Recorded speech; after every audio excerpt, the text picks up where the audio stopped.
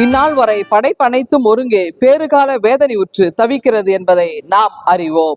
ரோமையர் 8 அதிகாரம் 22 வசனம். ரோமர் 8 அதிகாரம் 22 வசனம். இத கடந்த வாரத்திலே நாம் அடைந்த இன்னல், அதாவது உலகமே இந்தியாவை திரும்பி பார்த்தது, அகமதாபாத்தை திரும்பி பார்த்தது. மிக கோர விபத்து, இந்த ஏர் இந்தியா 171 அந்த ஏர் கிராஷ் ஏற்பட்டது இல்லையா, விமான விபத்து. அதில் பயணம் செய்த 241 பேர் கருகி சாம்பலானது. எவ்வளவு ஒரு வேதனையான ஒரு விஷயம் இல்லைங்களா? அதாவது விமானத்தில் அனுதினமும் பயணம் செய்து வருகிறோம், அதில் எந்த விதமான பாதிப்பும் ஏற்படவில்லை. இது ஆனால் சற்று நேரத்தில் விமானம் மேலே உயர எழுந்து கொஞ்ச நேரத்திலே அது கீழே இறங்கி உடனடியாக, அதாவது அதை விமானி கூட எதிர்பாராத ஒரு சூழலிலே, யாரேனும் எதிர்பாராத ஒரு சூழலிலே அநேக கனவுகளோடு லண்டன் மாநகரத்துக்கு பயணமான அந்த விமானம், குழந்தைகள், பெண்கள், பெரியவர்கள், வாலிபர்கள், எதிர்காலத்தை மகிழ்ச்சியோடு சுமந்து கொண்டிருந்த எல்லாருடைய கனவுகளும் சுக்குநூறாகின அந்த தருணம் எவ்வளவு வேதனையான ஒன்று. அவர்கள் கருகினார்கள், அவருடைய எலும்புகளை பொறுக்கி எடுத்தார்கள். அது எவ்வளவு ஒரு வேதனை. ஒவ்வொன்றும் டிஎன்ஏ டெஸ்ட், அதாவது அந்த எலும்புகளை பொறுக்கி எடுத்தாங்களா ஒரு பேஸ்கெட்ல வச்சுட்டு அவங்க சொல்றாங்க, நாங்களாம் தூங்கவே இல்லைன்றாங்க. அதாவது குட்டி குட்டி விரல்கள், கால்கள், ஒவ்வொரு பாகங்கள், உடலுடைய பாகங்கள் ஆங்காங்கே செதறி கிடந்தது.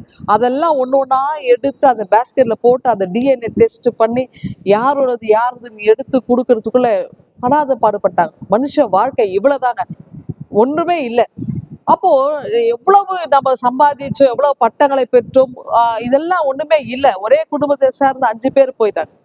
இதெல்லாம் பார்க்கும்போது இந்த உலகத்துல நிலையானது ஒன்றுமே இல்லை அப்படின்றது நமக்கு புரியுது இல்லைங்களா?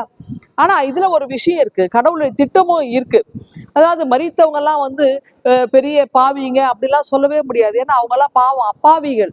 மரித்தவங்களாம் அப்பாவிகள், அவங்க ஒரு தப்பும் செய்யல. அவங்களுடைய அநீதியாய் அவங்களுடைய மரணம் நடைபெற்றுக்குது. அதாவது உலகமே வேதனைப்பட்டிருக்குது. ஆனா அதுல கூட ஒரு சிலர் தப்பித்து இருக்கிறாங்க. ஒரு மனிதர் தப்பித்தாரு. இன்னொன்னு ஒரு அம்மா, அதாவது பூமி, அவங்க பேரு பூமி, அவங்க என்ன செஞ்சிருக்கிறாங்கனாக்கா ஓடி அந்த ஃப்ளைட்டை மிஸ் பண்ணியிருக்கிறாங்க. மிஸ் பண்ணிட்ட உடனே அவங்க எவ்வளவு கெஞ்சி இருக்கிறாங்க. ஏன்னா பணம் கொடுத்து டிக்கெட் எடுத்துருக்கிறாங்கல்ல, எப்படியாவது ரொம்ப ரிக்வெஸ்ட் பண்ணியிருக்கிறாங்க. அவங்கள ஒத்துக்கவே இல்லை முடியாதுன்னு அந்த கேட்டு அவங்கள போர்டிங் பாஸ் கொடுக்க முடியாதுன்னு சொல்லி வெளியே துரத்தி இருக்கிறாங்க. ஆனா அவங்க வெளியில நின்று இருக்கிறாங்க. எவ்வளவு கெஞ்சி ரிக்வெஸ்ட் பண்ணி அவங்களுக்கு அந்த அனுமதி கிடைக்கல. ஆனா வெளியில நின்று கொஞ்ச நேரத்துல எப்படியோ அவங்களுக்கு அழுது இருக்கிறாங்க. ஐயோ, நான் போக வேண்டிய விமானம் மிஸ் ஆயிடுச்சேன்னு சொல்லி. ஆனா அவங்க வெளியே நின்று அழுது கொண்டிருக்கிறாங்க. அந்த கொஞ்ச நேரத்துல பார்த்து அவங்க கண்ணு முன்னாடியே மேலே ஏறினது எரிந்துச்சு. அதையும் அவங்க பார்த்துருக்குறாங்க. அப்போ அவங்க நான் இந்த விமானத்துல பயணம் பண்ணி நானும் அதுல மரணித்திருப்பேனே, அப்ப கடவுள் என்னை காப்பாற்றி இருக்கிறார். அவங்களுடைய ஆங்கிள் இருந்து யோசிக்கிறாங்க, கடவுள் என்ன காப்பாற்றி, ஏதோ ஒரு நோக்கத்துல என்னை காப்பாற்றி இருக்கிறார். அப்ப கடவுள் என் வாழ்க்கையை குறித்து ஏதோ ஒன்று பிளான் பண்ணி வச்சிருக்கிறார். அவ கடவுள் எனக்கு திட்டம் வச்சிருக்கிறார். அப்ப கடவுள் எல்லாத்தையும் நேர்த்தியை தான் செய்திருக்கிறார் அப்படின்றது அவங்களுடைய கோணத்துல இருந்து யோசிச்சிருக்கிறார்.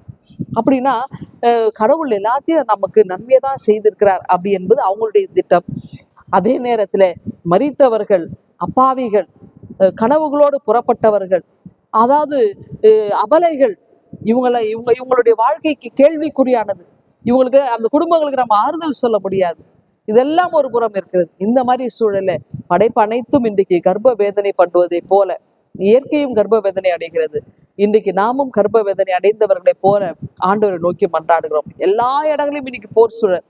உக்ரைன்ல நடக்கிறது, இல்ல சிரியாவில் நடக்கிறது, ஈரான்ல எவ்வளவு நடக்கிறது. இன்னைக்கு எருசலேமை பார்த்தா ஷைரன் அப்படியே சுத்துது, விமானங்கள் பறந்து கொண்டிருக்கிறது. அந்த நாட்டு மக்கள் எப்படி இருக்கிறாங்க? இன்னைக்கு ஈரான்ல பாத்தீங்கன்னா பல லட்சம் மக்கள் அந்த இடத்த விட்டு இடம்பெயர்ந்து போயிட்டே இருக்கிறாங்க. கார்ல ஏறி போயிட்டே இருக்கிறாங்க. அவங்க சம்பாதிச்ச வீடு, சொத்து எல்லாத்தையும் அப்படியே விட்டு போயிட்டு உயிர் தப்பித்தா போதும் போயிட்டே இருக்கிறாங்க. அப்போ இதெல்லாம் உலகத்துல எல்லா இடமும் நடந்துட்டு இருக்குது. இன்னைக்கு கடவுள் உங்களை என்னையும் ஜீவனோடு வச்சிருக்கிறார். ஏதோ நம்ம இங்கேயோ ஒரு இடத்துல நிம்மதியா இருக்கிறோம். அப்போ நாம ஏதோ பெரிய நீதிமான்கள், கடவுள் நமக்கு உயிர் பிச்சு கொடுத்தீங்க இல்ல, நமக்கும் இந்த நாட்கள் வரும். ஆனா நம்ம இருக்கிற வரைக்கும் நம்ம என்ன செய்யணும்னா, இப்படிப்பட்ட மக்களுக்காக நம்ம ஜெபிக்கணும். அதுதான் நம்ம ஆண்டவர் வச்சிருக்கிறாரு. அவங்களுக்காக நம்ம பாரத்தோடு ஜெபிக்கணும். அந்த மாதிரி காரியங்களை நம்ம மறந்துடக்கூடாது. நம்மளால தாங்க முடியாது. நம்ம ஜெபிக்கிற ஜெப வீரர்களா நம்ம வச்சிருக்கிறாரு. அப்போ இவங்க இந்த மாதிரி இப்ப உலகத்து சமாதானத்துக்காக, உலக பேரிடர்களுக்காக, பேரழிவுகளுக்காக நம்ம மன்றாட ஆண்டவர் நம்ம வச்சிருக்கிறார். நம்ம அவங்களுக்காகலாம் நம்ம ஜெபிப்போமா? இந்த நாள் பிறருக்காக நாம் ஜெபிக்க, நம்ம தேசத்துக்காக ஜெபிக்க, பேரு இடர்களுக்காக, பேரழிவுக்காக நாம் ஜெபிக்க ஆண்டவர் நம்மை இந்த நாளில் நம்ம உள்ளத்தை கட்டி ஏவுகின்றார். ஆண்டவர் கரங்களை அர்ப்பணித்து இந்த சிந்தனையோடு நாம இந்த நாளை துவங்குவோம். ஆண்டவர் கரங்களை நாம் அர்ப்பணித்து ஜெபிப்போம். ஆண்டவர் நம்மை ஆசீர்வதித்து காப்பாராக. எங்கள் அன்பின் ஆண்டவரே, எங்களோட உலக நாட்டிற்காக போர் சூழல் நீங்க ஆண்டவரே ஜெபிக்கின்றோம். குறிப்பாக ஆண்டவர் விமான விபத்திலே பலியானவர்களுக்காக நாங்கள் ஜெபிக்கின்றோம். கர்த்தாவே, அவருடைய குடும்பங்கள் ஆறுதல் அமைதி பெற கர்த்தர் கிருபை தாங்க. இந்த கரங்களில் எங்களை தாழ்த்துக்கிறோம். நீங்க ஆசீர்வதி.